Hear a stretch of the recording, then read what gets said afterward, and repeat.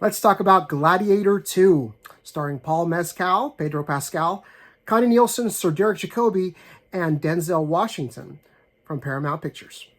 As always, this review will be spoiler-free, but if you prefer to see the film in its entirety before hearing any commentary about the film, please feel free to drop a like, close this video out, and then come back once you've seen the film.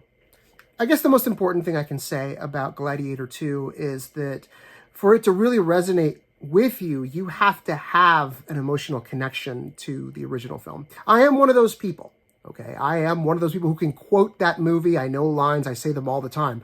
What we do in life echoes in eternity. That was a horrible Russell Crowe impression, but you get the point, okay? I'm a big fan, and so that makes me receptive to this film, but it also sets the bar impossibly high for the film to be as good. And that's where I landed with this film. This is a good movie. I was certainly entertained. Before you ask that question, everyone's asking, were you not entertained? Yes, I was entertained. Just not as much as the first time around. The issues I find here, I think primarily is with the script. I think that the characters, as they're done this time around, just aren't as compelling. Part of that issue is that there are a few more of them. And when you have a larger sort of ensemble, not everybody gets to be developed as much. There's only one character in the film that really gets the same sort of treatment as the characters did in the original film. You can probably guess who I'm talking about. It's Macronus, played by Denzel Washington. Now, Denzel's played some heavies over the years, and I think everyone remember the most memorable one of all is the character he played in Training Day. I think when all is said and done, what he does here in Gladiator II is going to rank close in that pantheon of baddies. Okay. His character of Macronus is a real piece of work, and he is fascinating to watch as he moves the chess pieces around the board in order to accomplish his aims.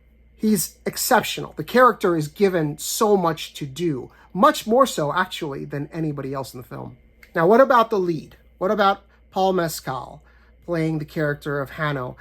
And they tried to give this character certain emotional resonances, things that are meant to remind us of the rage and the desire for revenge that drives Maximus in the original film. But it's different. It's a different character. And as such, it evolves differently, and it doesn't quite draw you into the story as quickly and effectively as Maximus did. I mean, Maximus is one of the most memorable characters in cinema history. I know that sounds like hyperbole. Honestly, and in my opinion, he really is. And he's certainly one of Russell Crowe's most memorable characters. And that's just a really high bar to match. They had to approach this character differently. And to his credit, Mescal does a fine job. He doesn't do a bad job.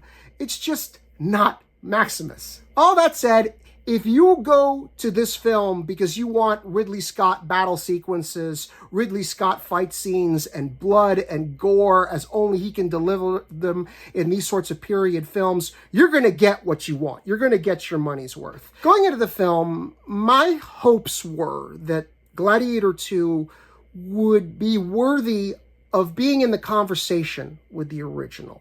Okay, that it didn't do anything to sully the legacy of Gladiator or be one of those sequels that people just say, yeah, I ignored that one. This is not that. Okay, the film is just fine. It is entertaining. It will hold your attention.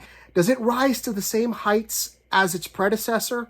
No, it's not close. But so few sequels do. So let's not hold it to that standard. Gladiator II is rated R for strong, bloody sequences and action sequences.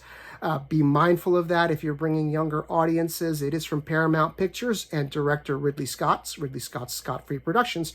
It is in theaters on November 22nd. You can find more Film Buff Unplugged reviews and videos on Substack.